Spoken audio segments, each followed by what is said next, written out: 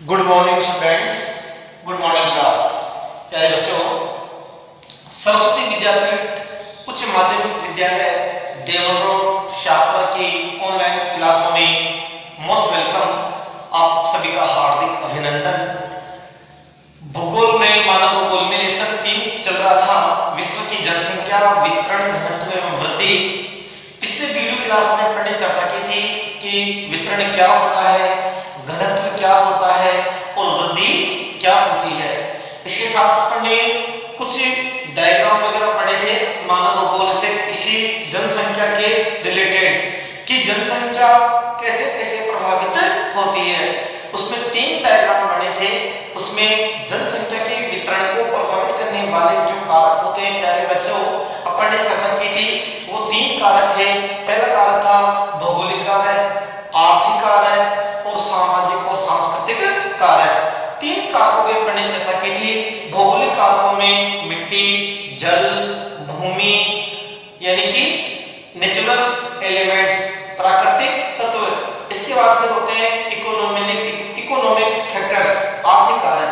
आर्थिक कारकों में यदि मैं बात करूं तो आर्थिक कारकों के अंदर जो चीजें आपके सामने थी उसके अंदर आपके खनिज पदार्थ हैं, परिवहन है, कृषि है, और उसके बाद अपन आगे बात करें तो सामाजिक और सांस्कृतिक कारक, जिसमें पॉलिटिकल मैनेजमेंट, राजनीतिक प्रबंधन, सामाजिक संगठन, सोशल स्ट्रक्चर, सोशल ऑर्गेनाइजेशन, इन चीजों के ऊपर चर्चा की थी। यानी बच्चों, मैंने आपको कहा था कि लगभग विश्व की 90% जनसंख्या उत्तरी गोलार्ध में निवास करती है, जबकि 10% जनसंख्या दक्षिणी गोलार्ध में निवास करती है। और इससे पूर्व की क्लासों में मैंने जब जलवायु का टॉपिक बीच में आया था तो मैंने आपको पढ़ाया था कि जलवायु को 3 कटिबंध में बांटा जाता है। जलवायु का अध्ययन मुख्य रूप से पृथ्वी को 3 कटिबंधों में बांटा था, उष्ण कटिबंध, शीतोष्ण या उपोष्ण कटिबंध, और तीसरा था शीत कटिबंध। कुल मिलाकर के बहुत सारे फैक्टर्स हैं जो जनसंख्या को प्रभावित करते हैं। मुख्य रूप से जो जनसंख्या को जो नियंत्रित करने वाले जो कारक होते हैं उनमें जन्म दर, मृत्यु दर और प्रवास। जन्म दर, मृत्यु दर और प्रवास, ये 3 कारक थे जिनकी अपन ने पिछली क्लास में चर्चा की थी। पहले बच्चों, आप इसी टॉपिक को थोड़ा आगे बढ़ाते हैं और देखते हैं कि विश्व की असमान जनसंख्या का प्रतिरूप कैसे है, और इस असमान वितरण के प्रतिरूप को अपन समझने की चेष्टा करते हैं, कोशिश करते हैं बड़ी लगन के साथ। देखते हैं विश्व में असमान जो जनसंख्या का वितरण है, ये असमान जनसंख्या का वितरण कैसे कैसे है, इस कारण को आज हम अध्ययन करेंगे। असमान वितरण का धरातल की बनावट भी क्या है, असमान है, कुल मिलाकर के आपके सामने ये पृथ्वी है। ये क्या है? पृथ्वी है। यदि मैं बात करूं तो ये आपको जो स्काई कलर दिख रहा है, ये पूरा का पूरा जो स्काई कलर है, ये क्या है? पानी है, यानी कि समुद्र है, महासागर है। और इसी पार्ट में मैंने बताया था कि पृथ्वी पर आपको मालूम है, पढ़ भी चुके हैं 11th क्लास में, 71% भाग पर तो पृथ्वी पर जल है और 29% भाग पर क्या है? स्थल है। तो कुल मिलाकर के 29% वाला भाग तो कम है, स्थल वाला भाग तो कम है और जल वाला भाग अधिक है। और मैं आपको ये भी कह दूं कि स्थलीय गोलार्ध किसे कहते हैं? स्थलीय गोलार्ध उत्तरी गोलार्ध को कहा जाता है। स्थलीय गोलार्ध उत्तरी गोलार्ध को कहा जाता है, क्योंकि इस तरह करती ज्यादा कहां मिलती है? उत्तरी गोलार्ध में। जबकि प्यारे बच्चों, दक्षिणी गोलार्ध की यदि अपन चर्चा करें तो यहाँ पर महासागरों का प्रभाव अधिक देखने को मिलता है। इसलिए पृथ्वी के धरातल का वितरण, इस धरातल का वितरण कैसा है? असमान है। अब ये असमान रूप से यहाँ पर जनसंख्या कैसे कैसे फैली हुई है, कैसा कैसा वितरण है, उस असमान वितरण के प्रतिरूप का आज अपन इस चैप्टर में अध्ययन करेंगे। देखते हैं शीर्षक में कौन क्या कह रहा है। विश्व की 2/3 जनसंख्या उसके केवल 14% भाग पर निवास करती है। इसका कहने का मतलब यह है कि संपूर्ण पृथ्वी पर 2/3 जनसंख्या, कितनी जनसंख्या?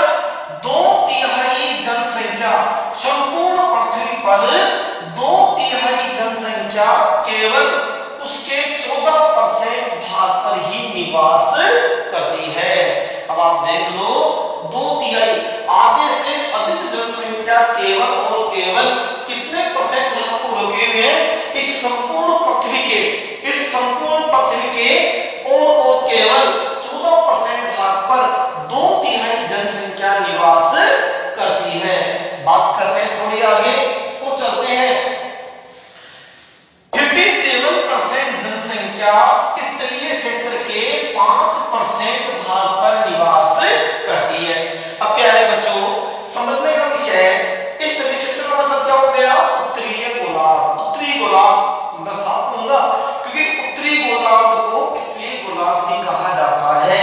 और समझना 57% जनसंख्या कहां निवास करती है? स्थलीय क्षेत्र के उत्तरी गोलार्ध के स्थलीय वाले क्षेत्र के केवल 5% भाग पर 57% जनसंख्या निवास करती है। अब आगे चलते हैं। इस संपूर्ण पृथ्वी के 2/3 भाग, कितना भाग? 2/3 भाग, 2/3 भाग निर्जन प्राय है। निर्जन यानी बिल्कुल बंजर भूमि पड़ी है जहां पर रहने की परिस्थितियां या जीवन जीने की परिस्थितियां प्रतिकूल है, अनुकूल नहीं है। कैसी है? प्रतिकूल। ऐसा कितना परसेंट भाग है?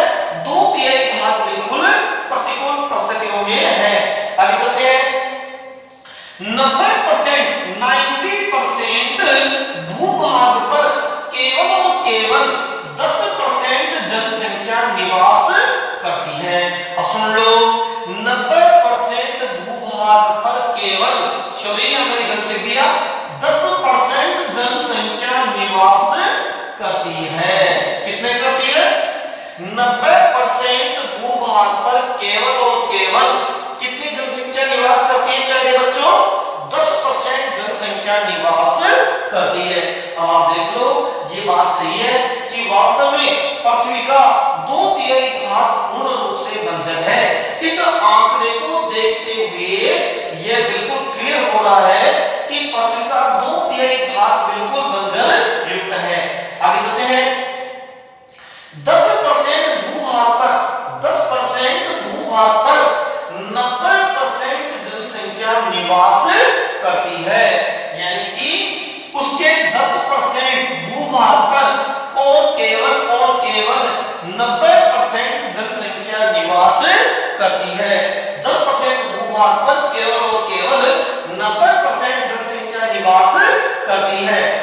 विश्व की 85% जनसंख्या, विश्व की 85% जनसंख्या उत्तरी गोलार्ध में निवास करती है। पहले बच्चों मैं कहना चाहूंगा पिछली जो पुरानी किताबें थी एनसीईआरटी में, कंफ्यूजन मत होना, आपकी राजस्थान बोर्ड की किताब चल रही है कोई फर्क नहीं पड़ेगी, लेकिन नॉलेज के लिए मैं आपको बता रहा हूं कि विश्व की 90% जनसंख्या उत्तरी गोलार्ध में बताई है किसने? एनसीईआरटी ने। लेकिन अपने सिलेबस चल रहा है राजस्थान बोर्ड का और अपने को ही याद करना है। ये बता रहा है 85% विश्व की 85% जनसंख्या उत्तरी गोलार्ध में निवास करती है, जबकि 15% जनसंख्या दक्षिणी गोलार्ध में निवास करती है।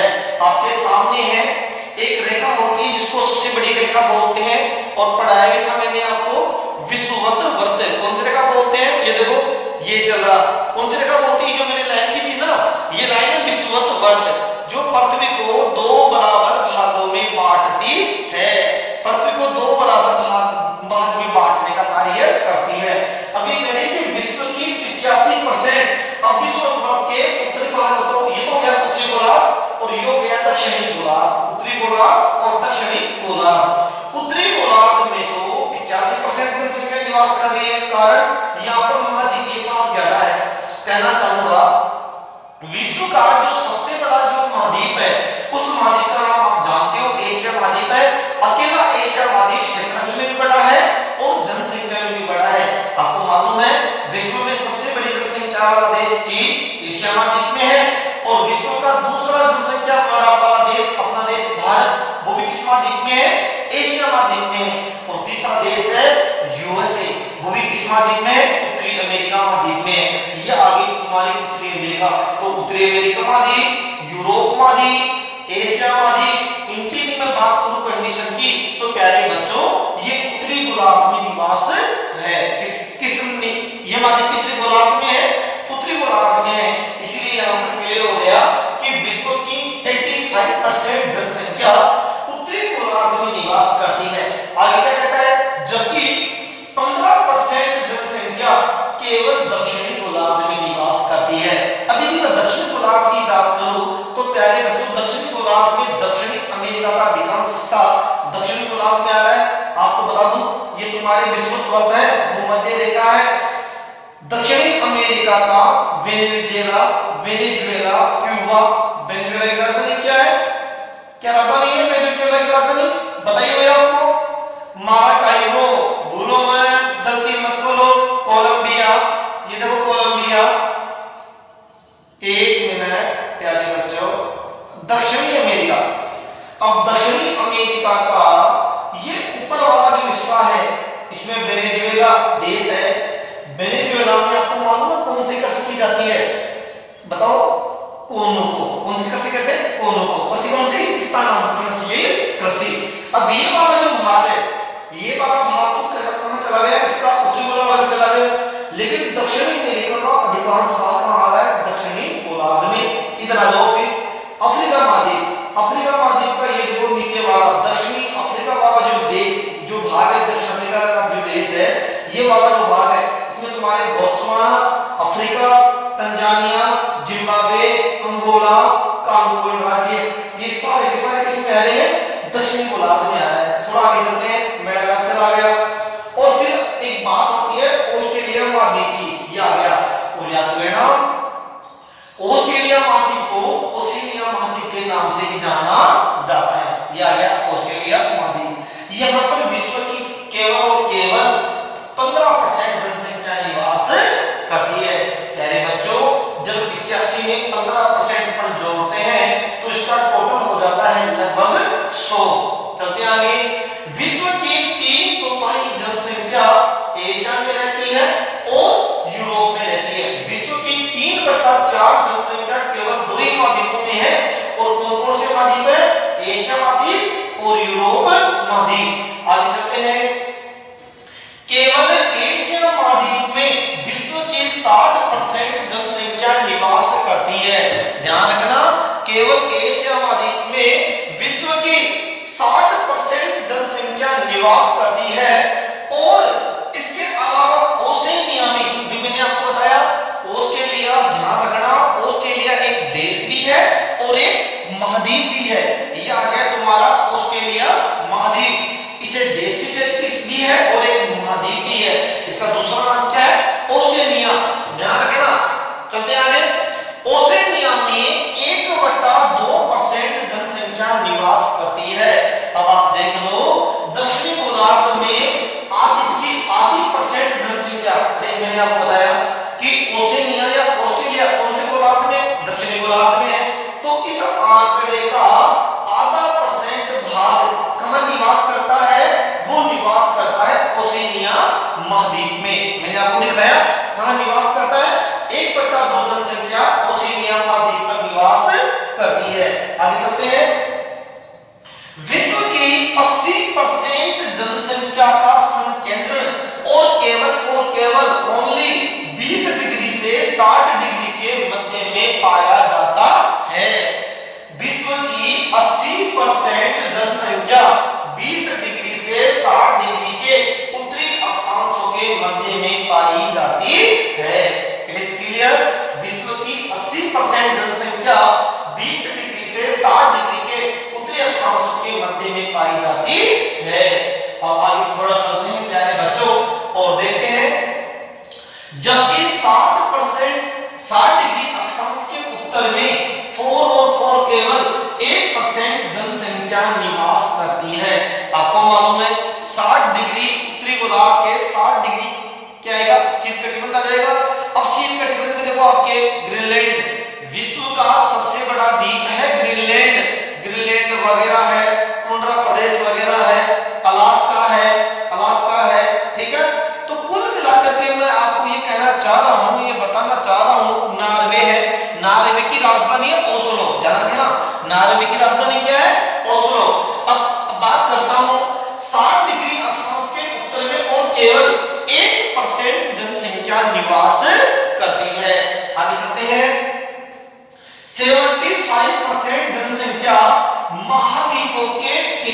पर मिलती है।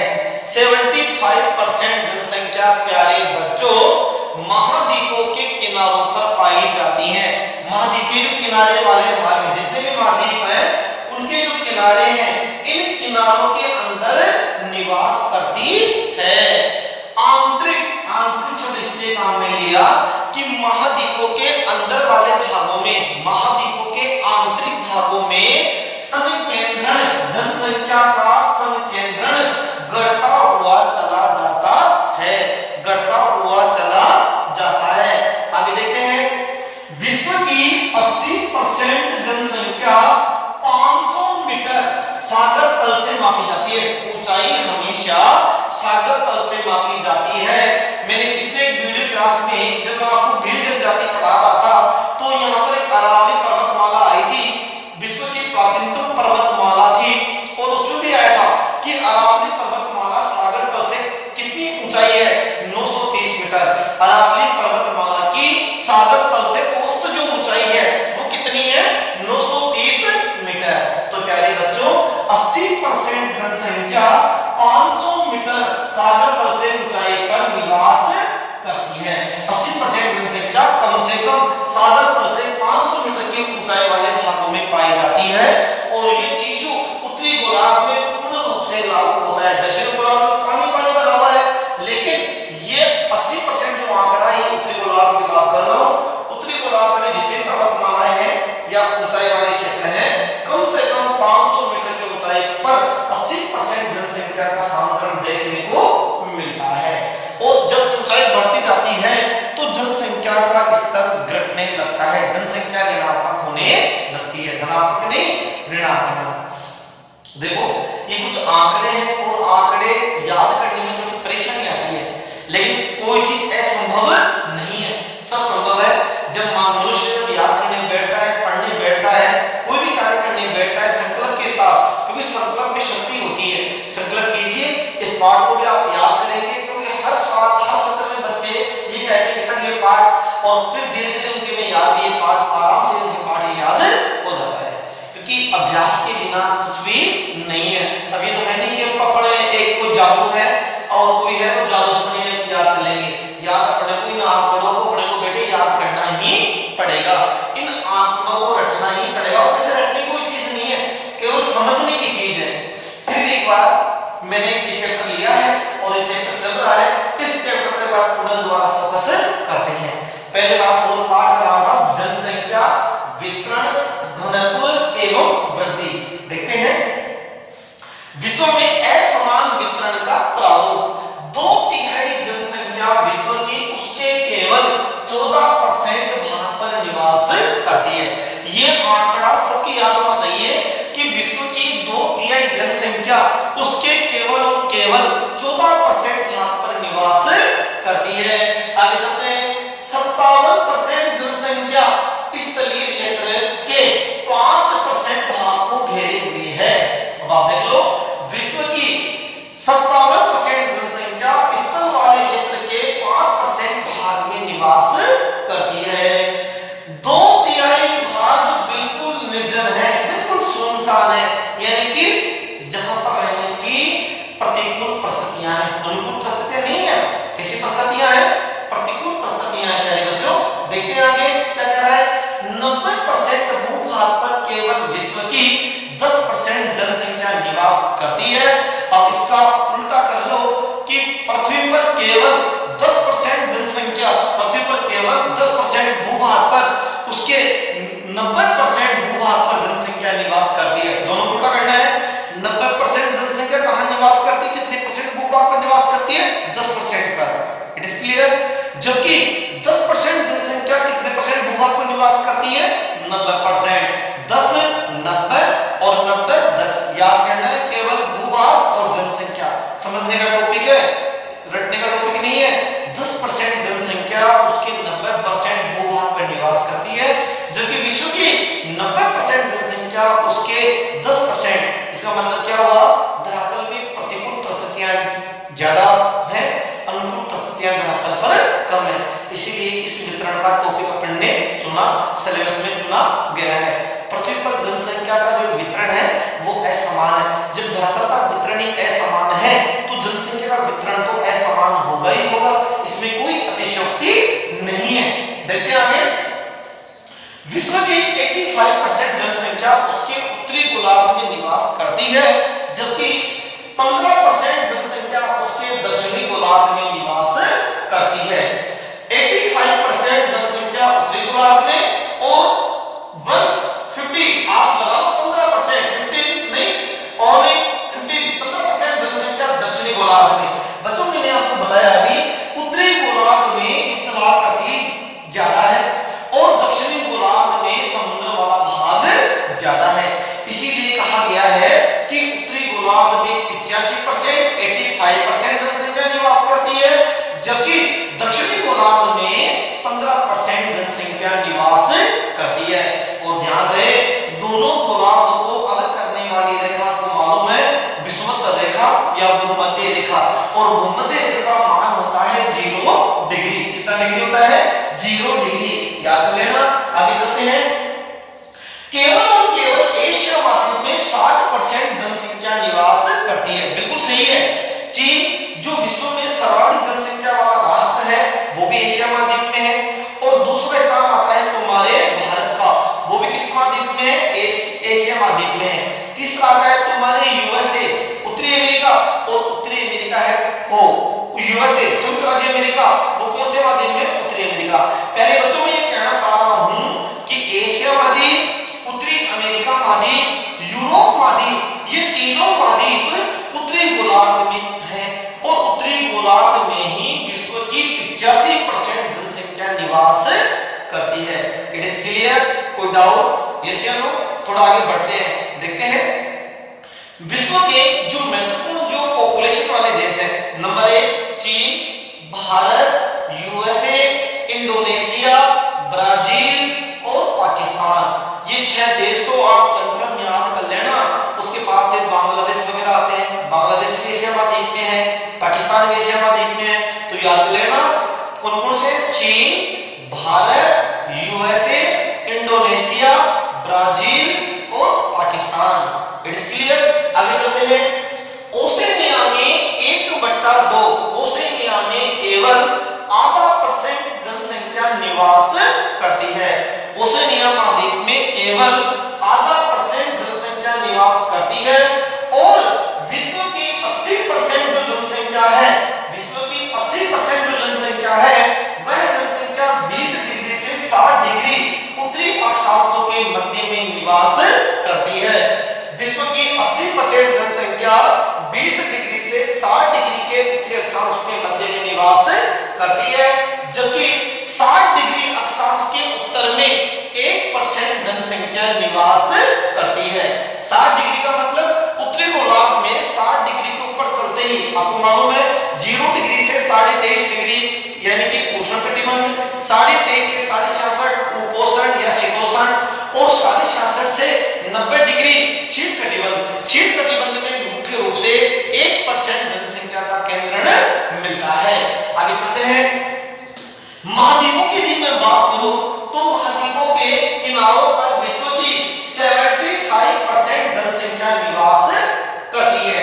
75% जनसंख्या महाद्वीपों के किनारे पर निवास करती है। आंतरिक महाद्वीप समकेंद्र बढ़ता रहता है, यानी कि महाद्वीपों के किनारों पर बहुत सारी जनसंख्या मिल जाएगी, लेकिन महाद्वीपों के आंतरिक भागों में जनसंख्या का केंद्रण बढ़ता हुआ चला जाता है। पहले बच्चों पिछली वीडियो क्लास में मैंने 3 डायग्राम बनाए थे। पहला डायग्राम मैंने बनाया था भौगोलिक कारकों का। यदि भौगोलिक कारक अनुकूल होते हैं तो वहां जनसंख्या ज्यादा निवास करती है, और मैंने आपको एक उदाहरण भी दिया था, और वो उदाहरण था उत्तर प्रदेश का। भारत की सर्वाधिक जनसंख्या वाला राज्य कौन है? उत्तर प्रदेश। क्षेत्रफल में राजस्थान है, जबकि जनसंख्या में कौन है? उत्तर प्रदेश। ध्यान रहे, तो जहां पर भौगोलिक कारक अनुकूल होंगे वहां पर जनसंख्या अधिक केंद्र मिलता है। आगे चलते हैं, विश्व की 80% जनसंख्या 500 मीटर की ऊंचाई पर मौजूद रहती है, मिलती है। अब देख लो, किसी भी ऊंचाई को हम सदैव सागर तल से मापा जाता है। किससे मापा जाता है? सागर तल से मापा जाता है। अरावली पर्वतमाला का मैंने उदाहरण दिया था, विश्व की प्राचीनतम पर्वतमाला थी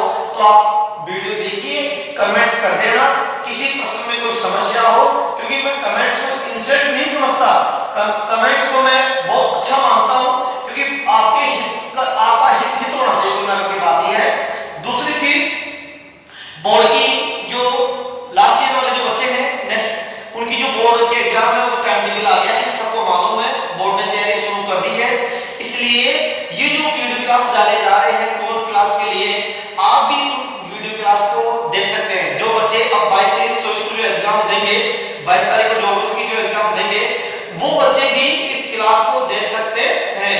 बिल्कुल आराम से याद कीजिए, पूर्ण मनोयोग से याद कीजिए, पढ़िए, मेहनत कीजिए, क्योंकि मेहनत का फल सदैव मीठा होता है, बिना मेहनत कुछ भी मिलने वाला नहीं है। और प्यारे बच्चों, मैं कह दूं कि सफलता का कभी शॉर्टकट नहीं होता है। आजकल के बच्चे क्या शॉर्टकट अपनाते हैं, तो शॉर्टकट तो है ही नहीं। सफलता पानी है तो पहले बिल्कुल कठिन से कठिन राह को पढ़ने को चुननी होगी, बहुत अच्छी मेहनत करनी होगी, बार बार अभ्यास करना पड़ेगा। तो जो बच्चे एग्जाम देंगे, अभी टाइम टेबल आ चुका, 22, 23, 24, 25 चालू हो रही तुम्हारी एग्जाम सीनियर क्लास की, तो ज्योग्राफी का जिनका पेपर है वो इन वीडियो क्लास को देखिए और इनसे लाभ उठाइए।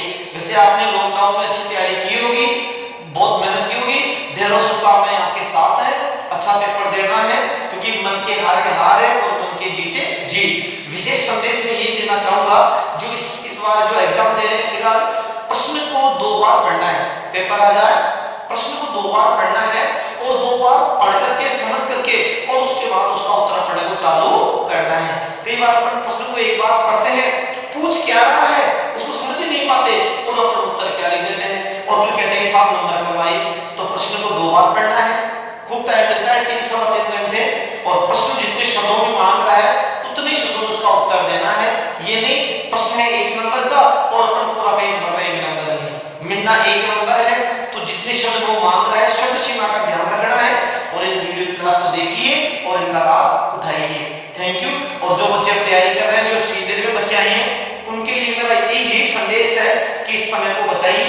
समय की जो सम्मान करता है, समय का जो सम्मान करता है उसका जीवन में उसको सदैव सम्मान मिलता है, और जो समय का सम्मान नहीं करता है उसको जीवन में कभी सम्मान नहीं मिलता है। तो प्यारे बच्चों, सेविंग टाइम, समय गया हुआ समय कभी वापस नहीं आता है, समय को पहचानिए।